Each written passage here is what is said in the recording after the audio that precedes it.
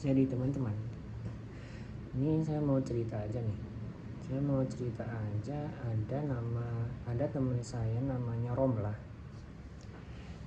Temennya namanya Romlah. Dia ini ASN, udah senior. Tapi kalau kerja dia suka datang terlambat. Datang terlambat ini katanya ya, dia udah absen pagi. Tapi dia nggak langsung kerja, tapi dia langsung jalan-jalan dulu. Dia langsung biasanya itu ngobrol sama teman-temannya atau hilang, entahlah, nggak tahu kemana. Terus baru balik lagi ke kantor itu jam 9 pagi gitu. Tapi setelah jam 9 pagi itu dia nggak langsung ngerjain tugas, tapi ngobrol dulu sama samping kiri kanan depan belakangnya dia gitu. Nah terus setelah aku perhatiin juga, dia pulangnya juga lebih awal. Jadi dia jam 3 sore itu dia udah kemas-kemas dan udah siap-siap pulang. Nah itu tuh dia jam 3:30 itu udah pamitan sama teman-temannya di ruangan gitu ya. Padahal kita kan pulangnya jam 4:30 ya, dan itu kadang juga masih banyak tugas gitu. Kemudian yang saya perhatikan lagi, dia tuh pas jam 10 pagi atau jam 11 siang itu dia tiba-tiba ngilang gitu, nggak ketemu di meja kerjanya gitu. Entah dia kemana, saya kurang tahu. Nah berdasarkan cerita kasus si Romlah ini tuh kalau berdasarkan core value-nya ASN yaitu berakhlak, itu dia menurutku udah melanggar 3 poin berakhlak. Yang pertama yang jelas berorientasi pelayanan. Sini dia nggak bisa tuh datang kerjain tugas tapi kerjanya mulainya siang, kerjanya pun nggak beres. Terus habis itu di kantor juga cuma ngobrol, hilang entah kemana gitu kan. Dia pelayanannya kurang banget gitu. Misalnya dia ditugaskan untuk membuat sebuah metode yang nantinya akan menjadi suatu kebijakan gitu, rancangan kebijakan. Ini butuh cepet nih gitu. Tapi karena dia kerjanya kayak gitu, jadinya kan otomatis kebijakannya akan selesai lebih lama dong, lebih ngaret dong, dan itu pasti akan berdampak ke masyarakat juga kan. Dan pasti teman-teman pelaksana yang di UPT juga pasti akan ke pending gitu pelayanannya, yang nanti pada akhirnya pelayanan kita malah dicap kurang gitu sama masyarakat gitu.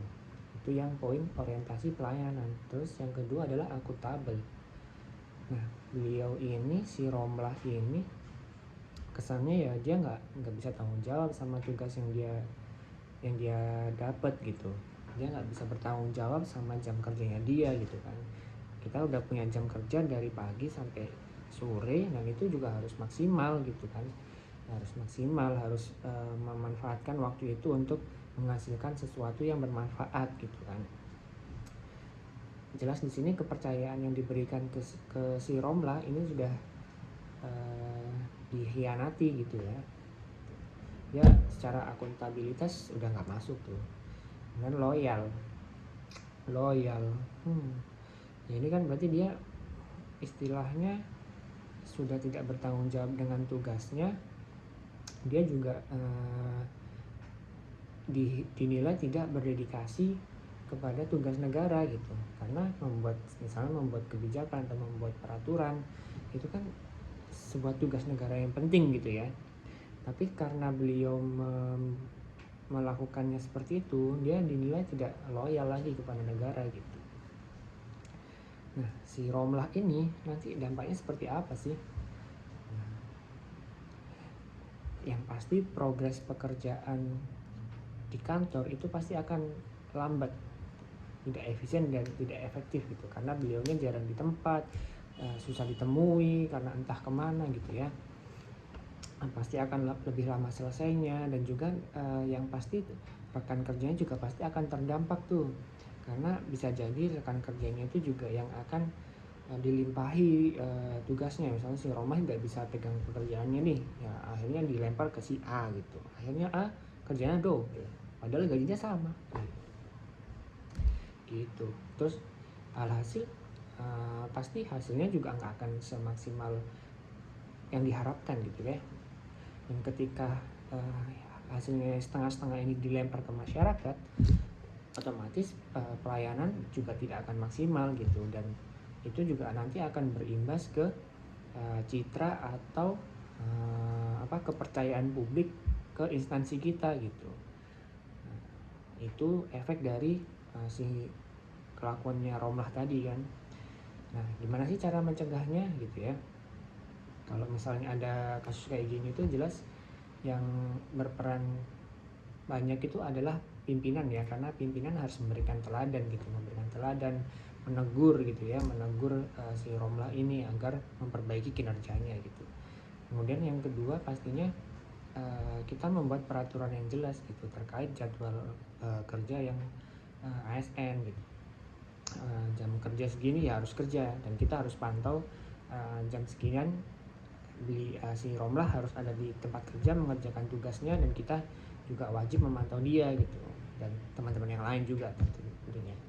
Kemudian sosialisasi juga sih aturan yang berlaku di lingkungan ASN gitu, itu juga harus kita sosialisasi. Siapa tahu ternyata Romlah belum teredukasi terkait peraturan itu kan.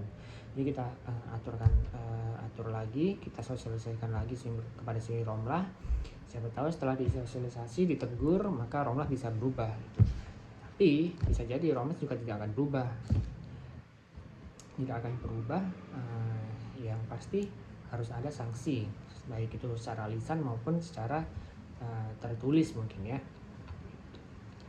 Nah, pengendaliannya gimana? Nah, pengendaliannya si pimpinan ini harus monitoring kehadiran setiap pagi sih staff-staffnya gitu ya, dan mungkin bisa juga membuat morning report atau rapat pagi gitu ya, kita kumpul bersama, kita update gitu progres dari pekerjaan yang sedang kita lakukan itu sudah sejauh mana gitu ya, agar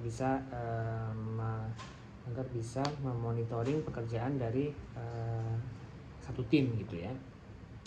Kemudian si Romlah ini kemungkinan juga butuh pembinaan ya secara langsung dari pimpinan gitu. Yang ketiga jelas ada sanksi, harus ada reward juga, kalau misalnya ada prestasi harus kita apresiasi. Kemudian yang keempat, kita juga harus evaluasi secara berkala kinerjanya seperti apa, entah itu per 3 bulan, per 6 bulan atau tahunan, itu harus ada evaluasi agar ada masukan dan juga ada saran yang bisa kita berikan untuk semua pegawai gitu. Kemudian yang terakhir adalah pemberian timeline-nya. Jadi kita kasih pekerjaan A ke Romlah, itu juga harus disertai oleh timeline gitu. Pekerjaan ini harus selesai kapan gitu, harus progresnya seperti apa, itu juga harus jelas dan harus disampaikan kepada si Romlah. Ya, mungkin itu kasus dari Romlah. Semoga kita bisa mengambil pelajaran dari Romlah dan tidak mencontoh perbuatan negatif dari Romlah. Terima kasih, sekian, salam bela negara.